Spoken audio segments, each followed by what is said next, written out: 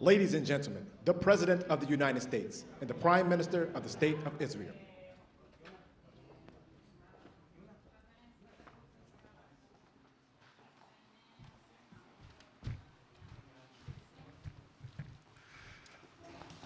Thank you very much.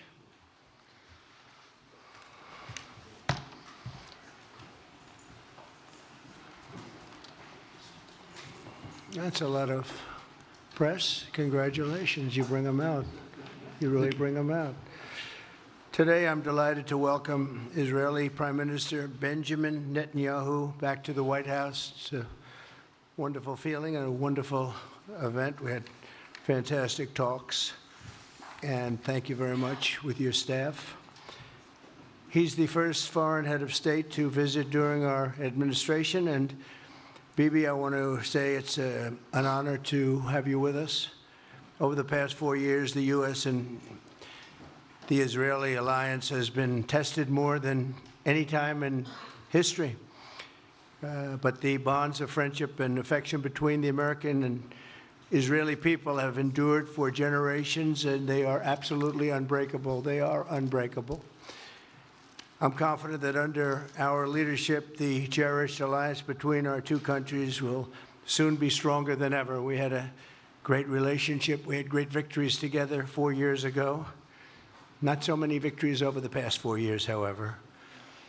In my first term, Prime Minister and I forged a tremendously successful partnership that brought peace and stability to the Middle East like it hadn't seen in decades. Together, we defeated ISIS. We ended the disastrous Iran nuclear deal, one of the worst deals ever made, by the way, and imposed the toughest ever sanctions on the Iranian regime. We starved Hamas and Iran's other terrorist proxies, and we starved them like they had never seen before. Resources and support disappeared for them. I recognized Israel's capital, opened the American embassy in Jerusalem, and got it built, by the way. Built it too, just not only designated it, but got it built at a price that nobody's seen for 40 years. We got it built, it's beautiful, all Jerusalem stone, right from nearby, and it's something that's very special. And recognized Israeli sovereignty over the Golan Heights, something that they talked about for 70 years, and they weren't able to get it, and I got it. And with the historic Abraham Accord, something that was really an achievement that was, I think, going to become more and more important because we achieved the most significant Middle East peace agreements in half a century, but the Abraham Accords in particular, and I really believe that many countries will soon be joining this amazing peace and economic development transaction. It really is a big economic development transaction. I think we're going to have a lot of people signing up very quickly. Unfortunately, for 4 years, nobody signed up. Nobody did anything for 4 years except in the negative.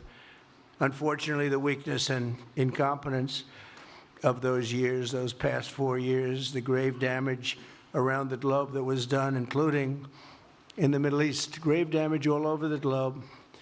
The horrors of October 7th would never have happened if I were president. The Ukraine and Russia disaster would never have happened if I were president. Over the past 16 months, Israel has endured a sustained, aggressive, and murderous assault on every front, but they fought back bravely. You see that, and you know that. What we have witnessed is an all-out attack on the very existence of a Jewish state in the Jewish homeland. The Israelis have stood strong and united in the face of an enemy that has kidnapped, tortured, raped, and slaughtered innocent men, women, children, and even little babies. I want to salute the Israeli people for meeting this trial with courage and determination and unflinching resolve. They have been strong. In our meetings today, the Prime Minister and I focused on the future, discussing how we can work together to ensure Hamas is eliminated and ultimately restore peace to a very troubled region. It's been troubled, but what's happened in the last 4 years has not been good. I want to thank Prime Minister Netanyahu for working closely with my transition team, the Special Envoy Steve Witkoff, who's here somewhere. Steve? Stand up, Steve, please. What a job you've done. What a good job you've done. Proud of you. Done a fantastic job. National Security Advisor Mike Waltz. Thank you, Mike, for working so well with us. Thank you. We have, in addition, Marco Rubio, who is on the phone right now, listening to every single word that we say, and he's going to be great. And Pete, congratulations. And Scott, congratulations. I see you're here. And Caroline's been doing a great job. She's really probably talked about more than anybody here. She's done a fantastic job, and thank you very much, Caroline. We're proud of you. But we'll only be satisfied when all of these problems are solved, and we have the team to solve them, and that's going to happen. And it's going to happen, I think, very quickly. I also strongly believe that the Gaza Strip, which has been a symbol of death and destruction for so many decades, and so bad for the people anywhere near it, and especially those who live there, and frankly, who's been really very unlucky. It's been very unlucky. It's been an unlucky place for a long time. Being in its presence just has not been good, and it should not go through a process of rebuilding and occupation by the same people that have really stood there and fought for it and lived there and died there and lived a miserable existence there. Instead, we should go to other countries of interest with humanitarian hearts, and there are many of them that want to do this, and build various domains that will ultimately be occupied by the 1.8 million Palestinians living in Gaza, ending the death and destruction and, frankly, bad luck. This can be paid for by neighboring countries of great wealth. It could be 1, 2, 3, 4, 5, 7, 8, 12. It could be numerous sites, or it could be one large site. But the people will be able to live in comfort and peace, and we'll make sure something really spectacular is done. They're going to have peace. They're not going to be shot at and killed and destroyed like this civilization of wonderful people has had to endure. The only reason the Palestinians want to go back to Gaza is they have no alternative. It's right now a demolition site. This is just a demolition site. Virtually every building is down. They're living under fallen concrete that's very dangerous and very precarious. They instead can occupy all of a beautiful area with homes and safety, and they can live out their lives in peace and harmony instead of having to go back and do it again. The U.S. will take over the Gaza Strip, and we will do a job with it, too. We'll own it and be responsible for dismantling all of the dangerous unexploded bombs and other weapons on the site, level the site and get rid of the destroyed buildings, level it out, create an economic development that will supply unlimited numbers of jobs and housing for the people of the area. Do a real job. Do something different. Just can't go back. If you go back, it's going to end up the same way it has for 100 years. I'm hopeful that this ceasefire could be the beginning of a larger and more enduring peace that will end the bloodshed and killing once and for all. With the same goal in mind, my administration has been moving quickly to restore trust in the alliance and rebuild American strength throughout the region. And we've really done that. We're a respected nation again. A lot's happened in the last couple of weeks. We are actually a very respected nation again. I ended the last administration's de facto arms embargo on over $1 billion in military assistance for Israel. And I'm also pleased to announce that this afternoon, the United States withdrew from the anti-Semitic UN Human Rights Council and ended all of the support for the UN Relief and Works Agency, which funneled money to Hamas and which was very disloyal to humanity. Today, I also took action to restore a maximum pressure policy on the Iranian regime, and we will once again enforce the most aggressive possible sanctions, drive Iranian oil exports to zero, and diminish the regime's capacity to fund terror throughout the region and throughout the world. We had no threat when I left office. Iran was not able to sell oil. Nobody was buying oil because I said, don't buy it. If you buy it, you're not doing any business with the United States. And Hamas was not being funded. Hezbollah was not being funded. Nobody was being funded. There would never have been an October 7th. 2 weeks ago, I once again designated the Houthis as a terrorist organization. They're trying to destroy world shipping lanes, and that's not going to happen. And over the weekend, I ordered airstrikes against senior ISIS leaders hiding in the caves of Somalia and took them out. Here in America, we've begun the process of deporting foreign terrorists, jihadists, and Hamas sympathizers from our soil, just as we have people that are extremely evil, and we're sending them out of our country. They came from jails. They came from mental institutions and insane asylums, and they were dumped into our country. They're gang members. We're getting them out at numbers that nobody can actually believe. And every single country is taking those people back. They said they would never take them back, and they're all taking them back, and they're taking them back very gladly. And I recently signed an executive order combating the vile wave of anti-Semitism that we've seen in the aftermath of the October 7th attacks. Together, America and Israel will renew the optimism that shined so brightly just 4 years ago. It was really a bright, beautiful light. We will restore calm and stability to the region and expand prosperity, opportunity, and hope to our nations and for all people of the Middle East, including the Arab and Muslim nations. Very important. We want the Arab and Muslim nations to have peace and have tranquility and have great lives. I'd like to now invite Prime Minister Netanyahu to say a few words, and we'll take some questions afterwards. Thank you very much. Thank you, Mr. President. I'm honored that you invited me to be the first foreign leader to visit the White House in your second term. This is a testament to your friendship and support for the Jewish state and the Jewish people. I've said this before, I'll say it again. You are the greatest friend Israel has ever had in the White House.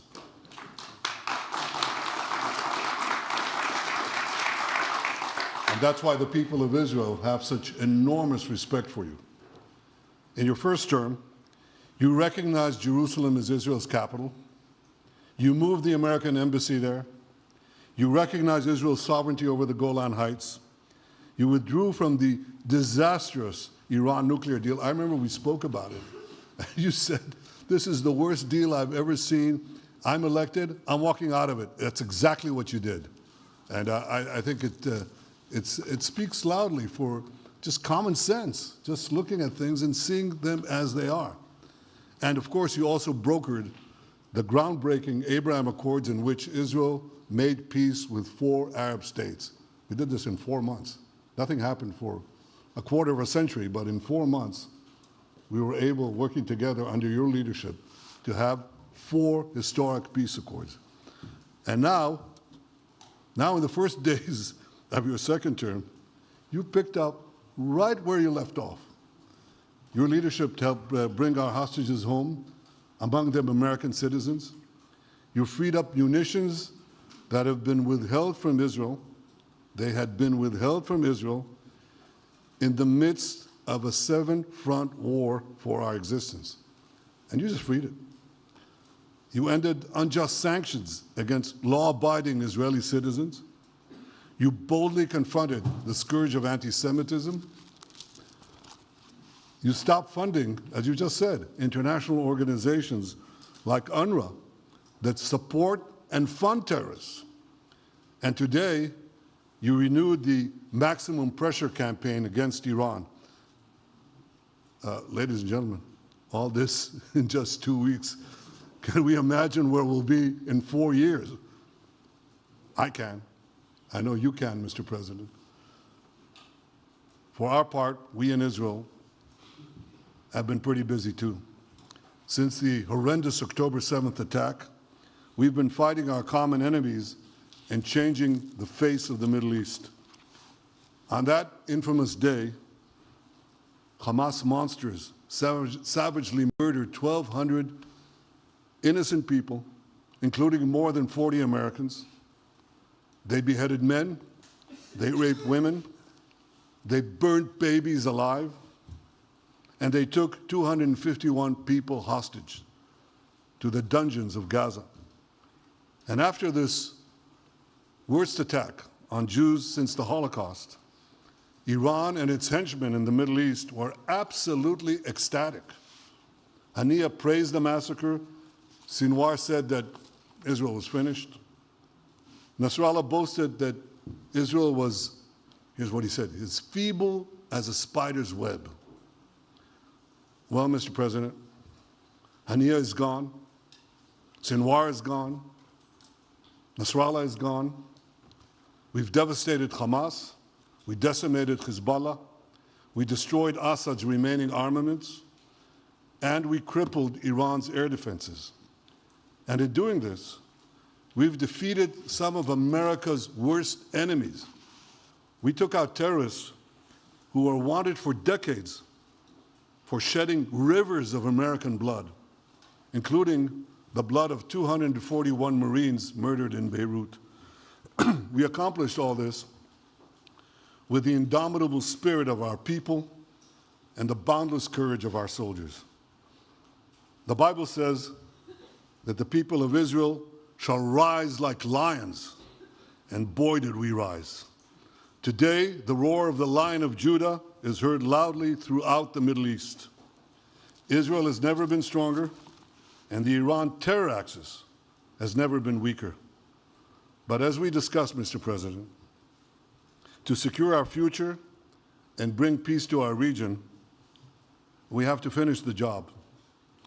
In Gaza, Israel has three goals: destroy Hamas's military and governing capabilities, secure the release of all of our hostages, and ensure that Gaza never again poses a threat to Israel. I believe, Mr. President, that your willingness to puncture conventional thinking that has failed time and time and time again, your willingness to think outside the box with fresh ideas will help us achieve all these goals. And I've seen you do this many times. You cut to the chase. You see things others refuse to see. You say things others refuse to say. And after the jaws drop, people scratch their heads and they say, you know, he's right. And this is the kind of thinking that enabled us to bring the Abraham Accords. This is the kind of thinking that will reshape the Middle East and bring peace. We also see eye to eye on Iran. That's the same Iran that tried to kill us both. They tried to kill you, Mr. President. They tried through their proxies to kill me. We're both committed to rolling back Iran's aggression in the region and ensuring that Iran never develops a nuclear weapon. Mr. President, ladies and gentlemen, Israel will end the war by winning the war. Israel's victory will be America's victory. We will not only win the war, working together, we will win the peace. With your leadership, Mr. President, and our partnership, I believe that we will forge a brilliant future for our region and bring our great alliance to even greater heights. Thank you. Thank you very much, baby. Very nice. Thank you. And J.D. Vance, everybody. J.D., please, Vice President, stand up. He's been doing a good job. He's been working very hard on all things, but this in particular. We'll take some questions, please. Yes, ma'am. Go ahead, please. Go ahead. Yeah, go ahead. Mr. President, can a normalization deal with Saudi Arabia be achieved without the acknowledgement of a Palestinian state? That question for you too, Mr. Prime Minister. And Mr. President, given what you've said about Gaza, did the U.S. send troops to help secure the security vacuum? So Saudi Arabia is going to be very helpful, and they have been very helpful. They want peace in the Middle East. It's very simple. We know their leader and their leaders very well. They're wonderful people, and they want peace in the Middle East. As far as Gaza is concerned, we'll do what is necessary. If it's necessary, we'll do that. We're going to take over that piece, and we're going to develop it, create thousands and thousands of jobs, and it'll be something that the entire Middle East can be very proud of. But everybody feels that continuing the same process that's gone on forever, over and over again, and then it starts, and then the killing starts, and all of the other problems start, and you end up in the same place, and we don't want to see that happen. So by the United States, with its stability and strength, owning it, especially the strength that we're developing and developed over the last fairly short period of time, I would say really since the election, I think we'll be a keeper of something that is very, very strong, very powerful, and very, very good for the area, not just for Israel, for the entire Middle East, very important. And we'll, again, have thousands of jobs, and there'll be jobs for everyone, not for a specific group of people, but for everybody. Okay, please. I think peace between Israel and Saudi Arabia is not only feasible, I think it's going to happen. I think if we had another half a year in your first term, it would have already happened. True. Many, many more, I agree, many more nations. I think you can't prejudge and pre-guess how we'll achieve it, but I'm committed to achieving it, and I know the President is committed to achieving it, and I think the Saudi leadership is interested to achieve it. So we'll give it a good shot, and I think we'll succeed.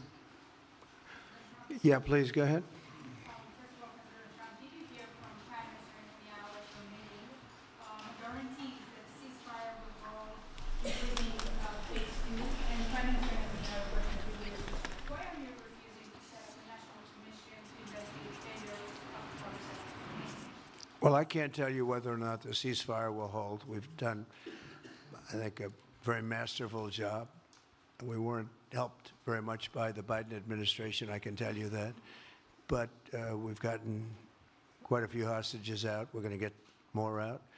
But we're dealing with very complex people. And we are going to see whether or not it holds. We certainly want to have more come out. They've come out damaged in many ways, damaged, very damaged people.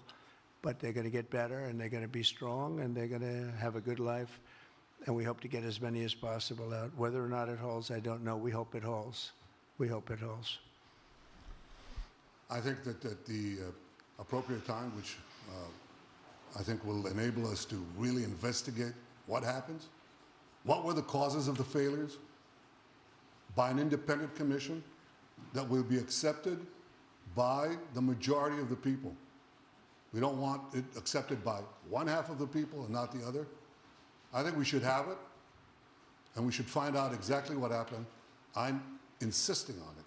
And believe me, it'll surprise a lot of people when it happens.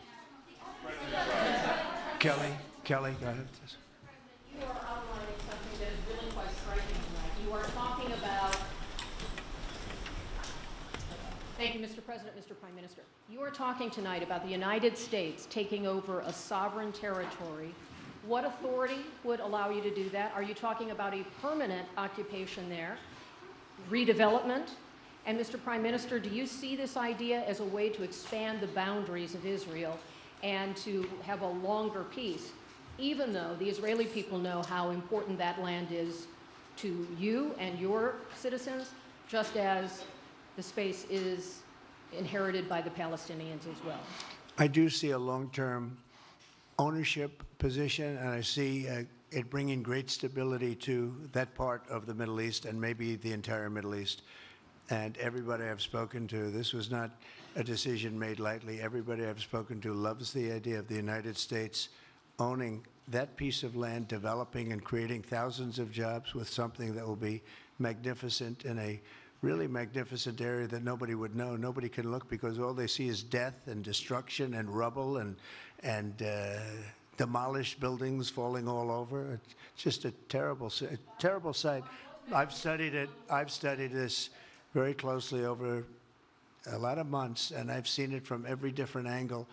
And it's a very, very dangerous place to be, and it's only going to get worse. And I think this is an idea that's gotten tremendous, and I'm talking about from the highest level of leadership, gotten tremendous praise. And if the United States can help to bring stability and peace in the Middle East, we'll do that. Bibi? I mentioned again tonight our 3 goals, and the third goal is to make sure that Gaza never poses a threat to Israel again. President Trump is taking it to a much higher level. He sees a different future for that piece of land that has been the focus of so much terrorism, so many attacks against us, so many trials and so many tribulations. He has a different idea. And I think it's worth paying attention to this. We're talking about it. He's exploring it with his people, with his staff.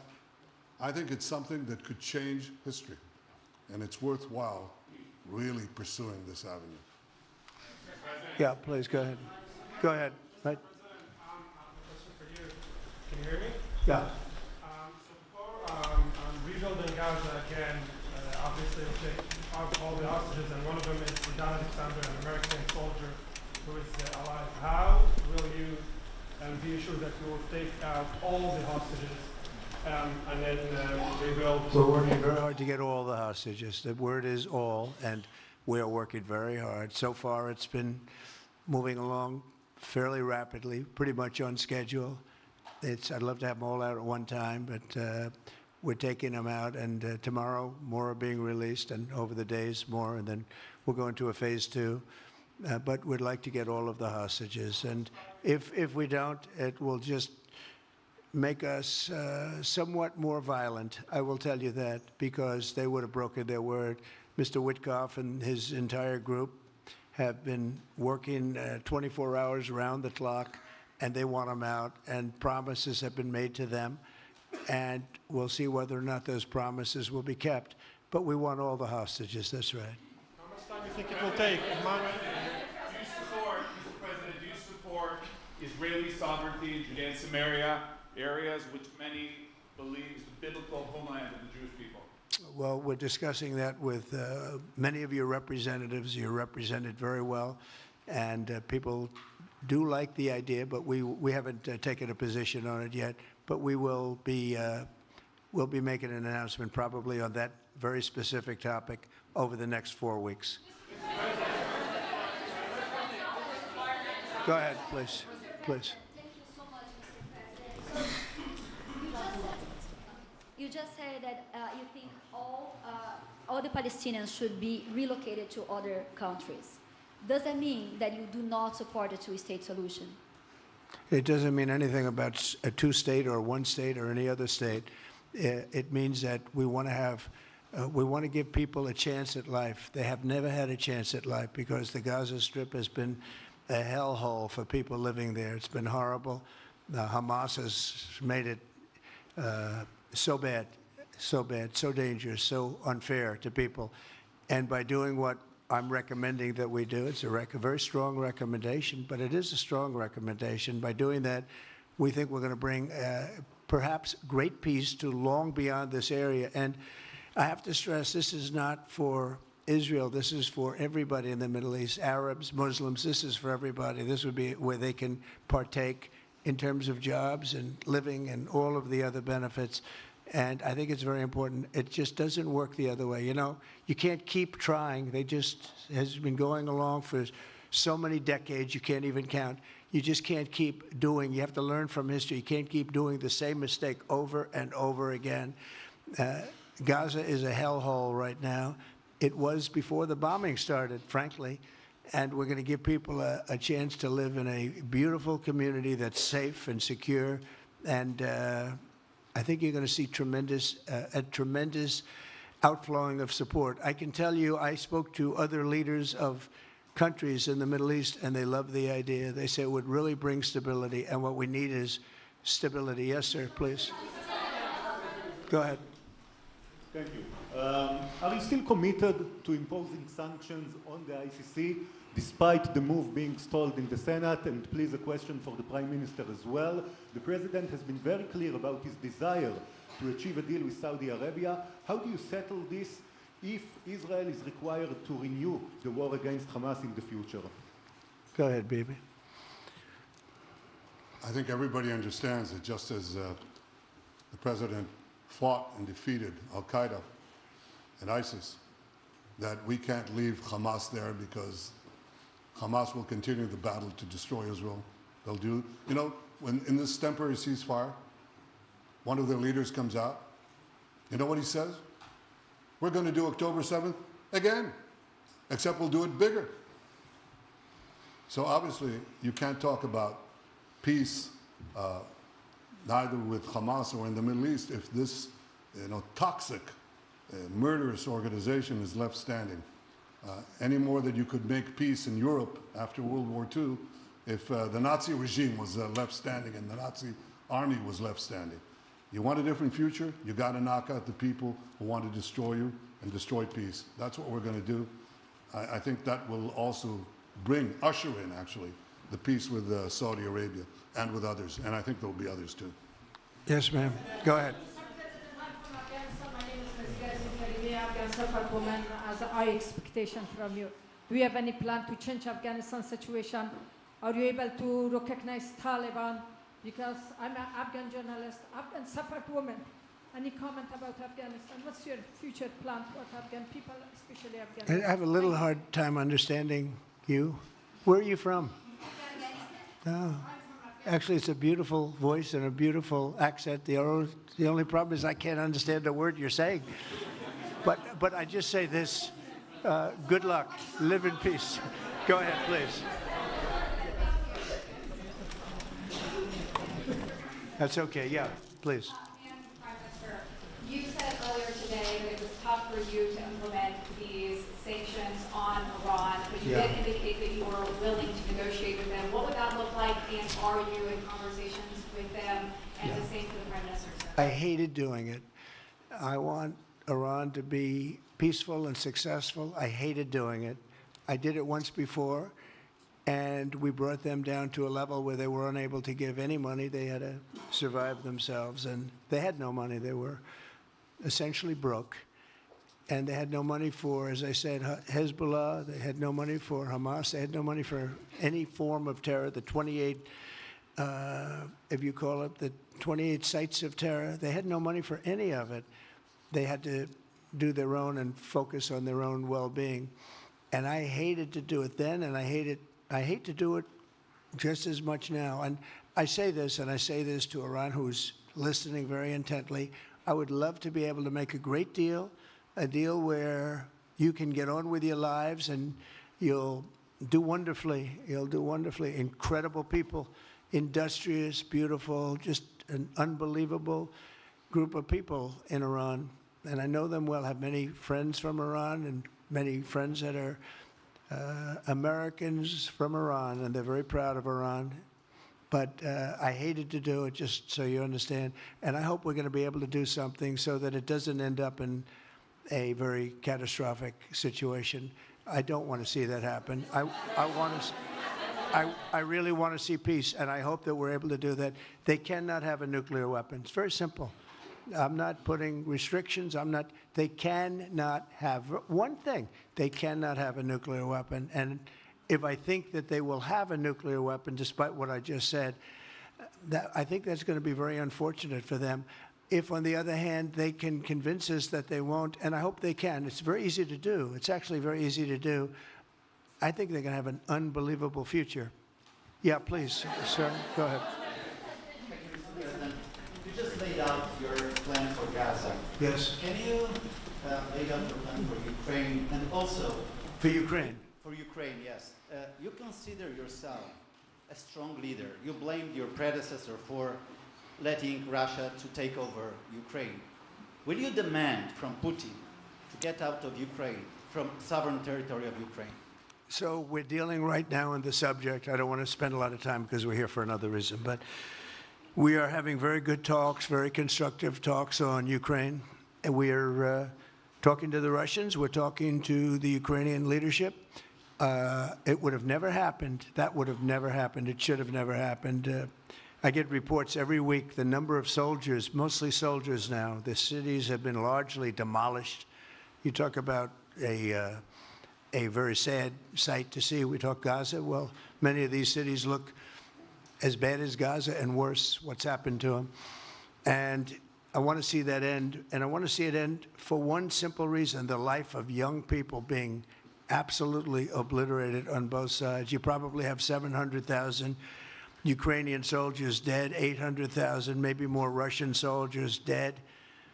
It's very flat land, and the only thing that's going to stop a bullet is a human body. In this case, usually soldiers. And the numbers are staggering when you hear the real numbers in Ukraine, what the numbers are. And this doesn't include the cities that have been demolished and all of the people that were killed. So I want to see it stopped. We're having very good talks, and I think we're going to get it. I think something will be hopefully dramatically, it will rise above everything. You can't let this continue.